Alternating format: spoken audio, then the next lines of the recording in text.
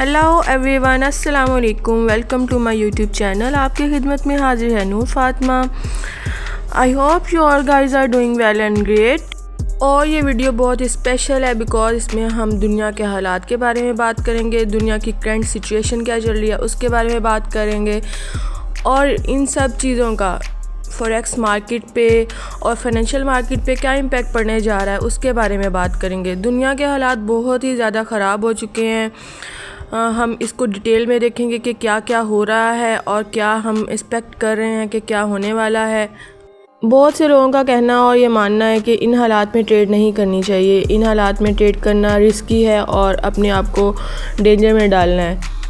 But मेरे ख्याल में इन हालात को प्रॉपर तरीके से समझ के और उसके मुताबिक रिस्क मैनेजमेंट करके ट्रेड करना ये बहुत ही आसान और अपने लिए पैसा कमाने का ज़रिया है। एंड जैसा कि हम लोग गोल्ड पे ट्रेड करते हैं तो हम गोल्ड को देखेंगे कि इन सब चीज़ों का क्या इफ़ेक्ट पड़ रहा है गोल्ड पे और क्या पड़ने जा रहा है और हमें क्या करना चाहिए। बट ये सारा कुछ इतनी जल्दी पॉसिबल नहीं है। मे बी एक दिन में भी हो सकता है और इसमें काफ़ी दिन भी लग सकते हैं, हफ्ते भी लग सकते हैं। बट हम देखेंगे कि क्या हो रहा है दुनिया के ऑल अराउंड द वर्ल्ड, क्या होने जा रहा है। ये वर्ल्ड वॉर 3 ही चल रही है। बट जब भी कोई दुनिया में कोई भी जंग होती है तो वो एकदम से सारे कंट्रीज़ उसमें नहीं आ जाते, स्लो बाय स्लो 1 बाय 1 करके उसके अंदर सारे जो मुल्क हैं वो कूदते हैं। जैसा कि पहले सबसे पहले जब ये जंग स्टार्ट हुई तो रशिया और यूक्रेन से स्टार्ट हुई, फिर अब फ़लस्तीन और इसराइल पे आ गई। अब हम देखेंगे कि इससे आगे रिलेटेड आगे क्या हो रहा है।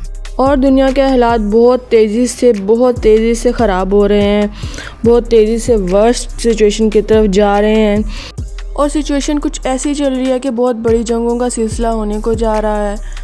और मैं पहले इसकी कुछ आपको डिटेल बताऊंगी, उसके बाद मैं आपको बताऊंगी कि इसमें आपने ट्रेड कैसे करनी है, आप प्रॉफिट कैसे जनरेट कर सकते हैं। आपको मैं लेवल्स मार्क करके बताऊंगी गोल्ड के कि आप गोल्ड में कहाँ कहाँ पे बाय कर सकते हैं और इसके पॉसिबल लेवल्स किस तरह हो सकते हैं, हम कहाँ पे ट्रेड कर सकते हैं। और ऐसे हालात जो होते हैं, ऐसी सिचुएशन जो होती हैं, इनमें आप प्रॉफिट जनरेट करें। और ये ऐसे हालात वंस इन अ मून होते हैं, वंस इन अ लाइफ आते हैं, ठीक है।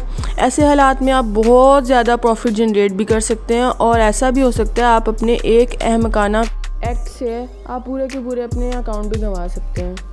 रशिया और यूक्रेन को देखें तो इनका मामला बहुत ज़्यादा ही ख़राब हो चुका है। और रशिया और यूक्रेन का जो मामला है इसी से ही वर्ल्ड वॉर 3 का आगाज़ हुआ था। और बहुत सारे लोग कहते हैं कि ये वर्ल्ड वॉर 3 नहीं है, मगर असल में ये वर्ल्ड वॉर 3 ही स्टार्ट हुई थी जब ये इवेंट हुआ था। ऐसा नहीं होता कि एक ही दिन में सारे मुल्क जंग में कूद पड़े। आप वर्ल्ड वॉर 1 की हिस्ट्री उठा के देख लें, आप वर्ल्ड वॉर 2 की हिस्ट्री उठा के देख लें, उससे हमें ये पता चलता है कि आहिस्ता आहिस्ता ही सारे मुल्क जंग में कूदे थे। तो ये वीक रशिया और यूक्रेन के लिए बहुत ज़्यादा इम्पॉर्टेंट है बिकॉज़ इस वीक में यूके, यूएसए और कनाडा अलाउ करेंगे यूक्रेन को कि गोया वो अपनी जो है मिसाइल्स रशिया की डीप टेरिटरी में यूज़ करे या नहीं।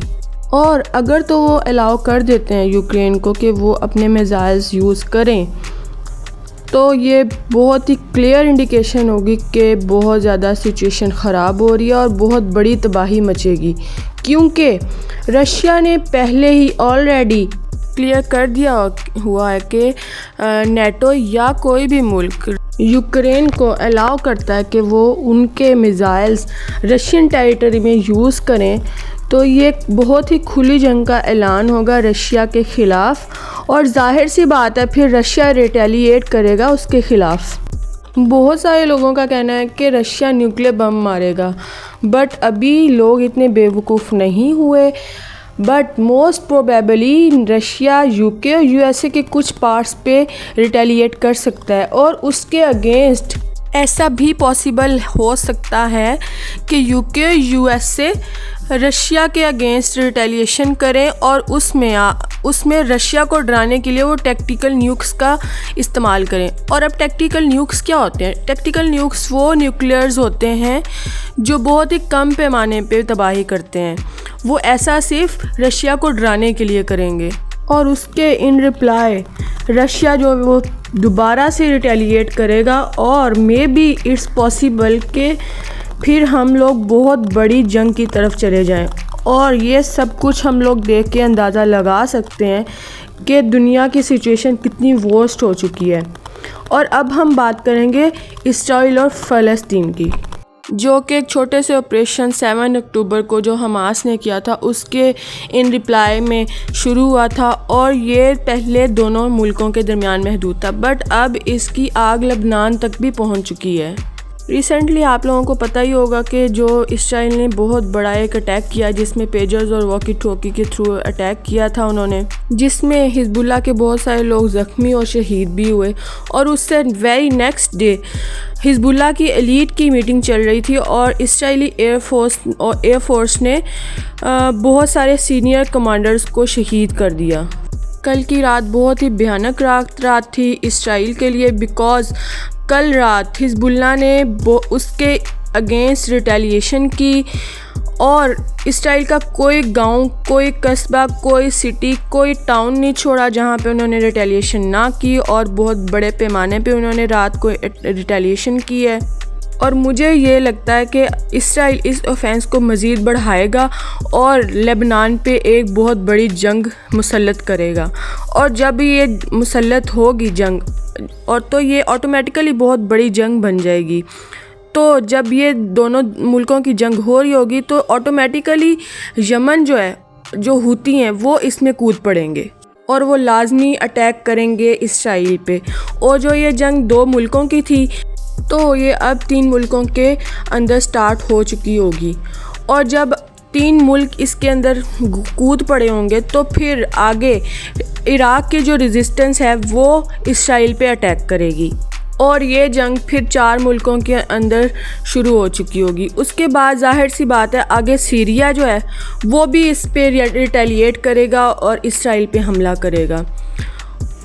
तो ईरान जो इस सारी सिचुएशन को बैक कर रहा है, जब वो ये देखेगा कि ये चारों मुल्कों की ये जो रेजिस्टेंस है वो हार रही है, तो फिर वो इसराइल पे एक बहुत बड़ा अटैक करने की कोशिश करेगा। वो बुनियाद बनाएगा जो हमास के लीडर को असैसिनेट किया था तेहरान में, और वो इस वाक़े को इस जंग की बुनियाद बनाएंगे कि हम इसका बदला ले रहे हैं। और वो इसराइल पे एक बहुत बड़ा अटैक करेगा और इसके इन रिप्लाई में यूके और यूएसए भी इस जंग में कूद पड़ेंगे और फिर ये मिडिल ईस्ट में एक बहुत बड़ी जंग छिड़ जाएगी। और सऊदीया जो है वो इंटरशिप करेगा यमन के टैक्स को जो वो इसराइल पर कर रहे होंगे, बिकॉज़ वो बार बार बोल रहे हैं कि हम अपनी एयर स्पेस अलाउ नहीं करेंगे। और इसकी वजह से सऊदीया और यमन की हूतीज़ की बहुत बड़ी जंग छिड़ सकती है और फिर मिडल ईस्ट में एक बहुत बड़ा महाज खड़ा हो जाएगा। यूक्रेन और रशिया की तो ऑलरेडी एक बहुत बड़ी जंग चल रही है। और अफ्रीका में क्या हो रहा है, अफ्रीकन कंट्रीज़ ने यूके और यूएसए के कंट्रीज़ को निकालना शुरू किया था, उनके लोगों को निकालना शुरू किया था। वहाँ पे भी एक बहुत बड़ी जंग तैयार हो रही है, जैसा कि सोमालिया और इथियोपिया ने अपनी सारी फोर्सेस जो हैं वो बॉर्डर्स पे ले आए हुए हैं। और सूडान तो ऑलरेडी एक सिविल वॉर में चल रहा है। अगर हम देखें आर्मानिया और अज़रबैजान तो वहाँ पे एक्सलेरेशन शुरू हो गई है, बॉर्डर फायरिंग शुरू हो गई है।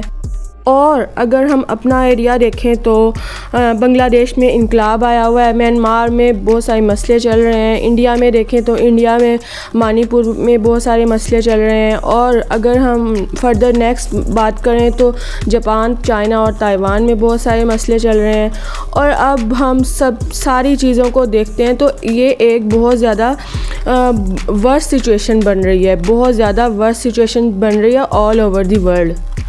और आने वाले कुछ हफ्तों में ही हमें पता चल जाएगा कि दुनिया किस तरफ जा रही है। अल्लाह ना करे जो मैं कह रही हूँ या जो मेरी प्रेडिक्शन है या जो मैं सोच रही हूँ वैसा हो, बट जो हालात चल रहे हैं उसके मुताबिक दुनिया बहुत ज़्यादा वॉर सिचुएशन की तरफ जा रही है।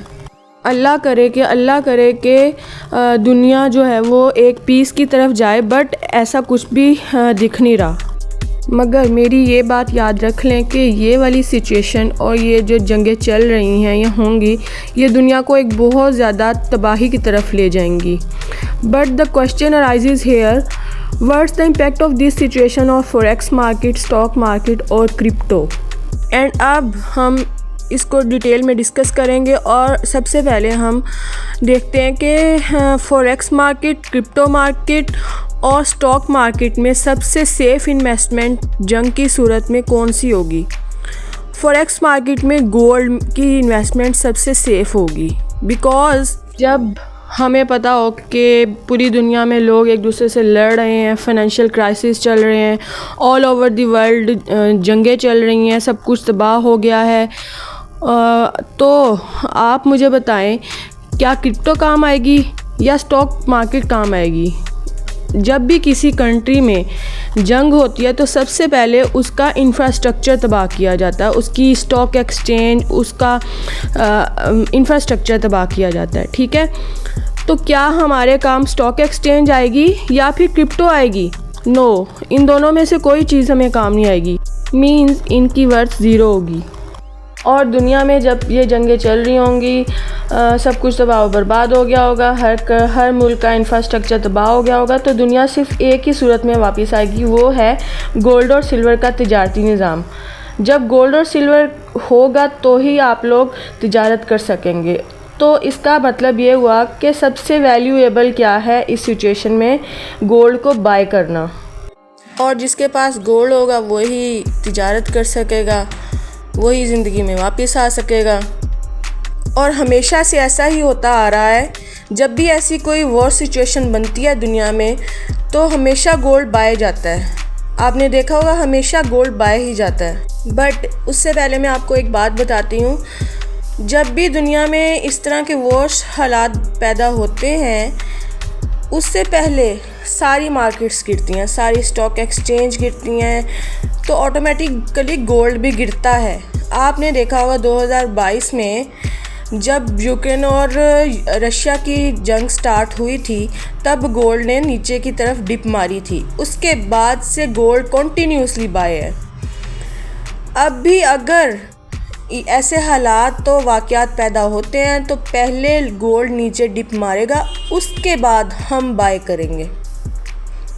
और वो लोग जो सेल में बैठे हुए हैं अभी तक, वो अपने स्टॉप लॉस रिमूव कर दें और सेल में जैसे ही सेल में आए तो क्लोज़ कर दें। बिकॉज़ जब भी ऐसा कोई पैनिक क्रिएट होता है तो हर मार्केट सेल में जाती है, हर मार्केट वीक होती है। और बट गोल्ड जो है वो टेम्परेरीली वीक होगा। ये ऑल दो ये बाय है, इसको बाय ही करना है, सेल में ये टेम्परेरी जाएगा। और अगर ये जंगें स्टार्ट हो जाती हैं तो स्टॉक मार्केट भी गिरेगी और क्रिप्टो मार्केट भी गिरेगी और गोल्ड भी गिरेगा। बट गोल्ड टेम्परेरी गिरेगा और अगर हम सेल में जब गोल्ड जाएगा वहाँ से अच्छा बाय कर लेते हैं तो फिर हमारे वारे न्यारे ही हो जाएंगे। बिकॉज़ फिर जब गोल्ड एक दफ़ा बाय में शुरू हो गया तो ये 3000 का ये 5000 तक जाएगा। और गोल्ड को हम कहाँ कहाँ से बाय कर सकते हैं, कौन कौन से लेवल्स हो सकते हैं, मैं आपको वो बताऊंगी कि कौन से एग्जैक्ट लेवल्स हो सकते हैं बाइंग के लिए। सबसे पहला एरिया जो है मेरी नज़र में बाय के लिए वो 2530 का है। ठीक है, वीकली कैंडल में बता रही हूँ 2530 पे। अब हमें नहीं पता कि मार्केट कैसे रिएक्ट करती है, मार्केट ज़्यादा क्रैश होती है, एक्सट्रीम क्रैश होती है या वेरी एक्सट्रीम क्रैश होती है। अगर तो मार्केट एक्सट्रीम क्रैश होती है तो 2530 का एरिया जहाँ से हम बाय करेंगे। अब हमें नहीं पता कि मार्केट रिएक्ट कैसे करती है, इसलिए हम जो है बाइंग के लिए अपने एरियाज़ मार्क करके रख लेंगे और अगर उन एरियाज़ तक हम मार्केट आती है तो हम वहाँ से बाय करेंगे। ठीक है, बट मैं ये नहीं कह रही कि आज ही हो जाएगा या कल हो जाएगा, ठीक है, बट ये होगा लाजमी, बिकॉज़ मार्केट जो है वो गिरेगी ज़रूर, मार्केट सेल में ज़रूर आएगी, क्योंकि इन जंगों का इम्पैक्ट लाजमी पड़ेगा। और आप कहीं लिख के रख सकते हैं कि ये 1 हफ़्ते में आए, 2 हफ़्ते में आए, 3 हफ़्ते में आए, लेकिन ये ज़रूर आएगी सेल में। और हमें वहाँ से जब हमने अपने एरियाज़ मार्क किए होंगे तो हम वहाँ से अपनी बाय की एंट्रीज़ ले सकते हैं। तो आज हम डे 1 पे देखते हैं कि आज जब गोल्ड ओपन हुआ है तो वो अपनी हाई पे आया है, 27 पे है। तो 27 के लिहाज से हम देखते हैं कि ये 27 से नीचे अगर मार्केट क्रैश होती है तो 2580 तक आ सकती है।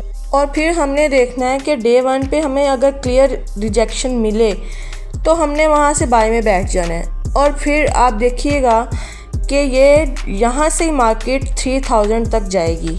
एंड अगर हम फर्दर बात करें कि अगर मार्केट एक्सट्रीमली क्रैश होती है, मींस अगर दुनिया में कुछ बचता ही नहीं है, फाइनेंशियली सारा कुछ तबाह बर्बाद हो जाता है, तो फिर हमने क्या करना है, कौन सा लेवल देखना है, 2430 से 2472 तक का जो एरिया है ये नज़र में रखना है और यहाँ से हमने बाय करना है।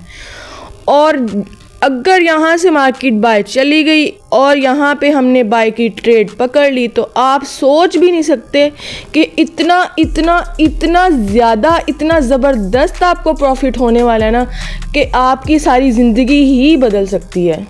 मगर ये सिर्फ उस सिचुएशन में है कि ये सारी जो सिचुएशन चल रही है, ये जो सारी दुनिया में तबाहियाँ चल रही हैं, ये कंटिन्यू रहीं तो फिर ये सारा कुछ होगा। और जब ये मार्केट क्रैश हो रही होगी तो फिर हमने अपनी नज़र में ये 4 लेवल्स अच्छी तरह रखने हैं। कौन कौन से? 2580, 2530, 2472 और 2430। जब मार्केट यहाँ पे आएगी तो फिर हमने यहाँ से बाय करना है। बहुत ही अच्छे लेवल हैं बाइंग के लिए, बिकॉज़ ओवरऑल जो है वो गोल्ड बाइंग में ही है, ओवरऑल ट्रेंड गोल्ड का बुलिश है। और अगर आपको मेरी वीडियो अच्छी लगी हो तो काइंडली आप मेरी वीडियो को अपनी फॉरेक्स कम्युनिटी के साथ ज़रूर शेयर करें। जिन लोगों को आप जानते हैं जो फॉरेक्स करते हैं, आप उन लोगों के साथ शेयर करें और काइंडली मेरे कमेंट्स में बताएं कि आपको मेरी वीडियो कैसी लगी। Thanks for watching.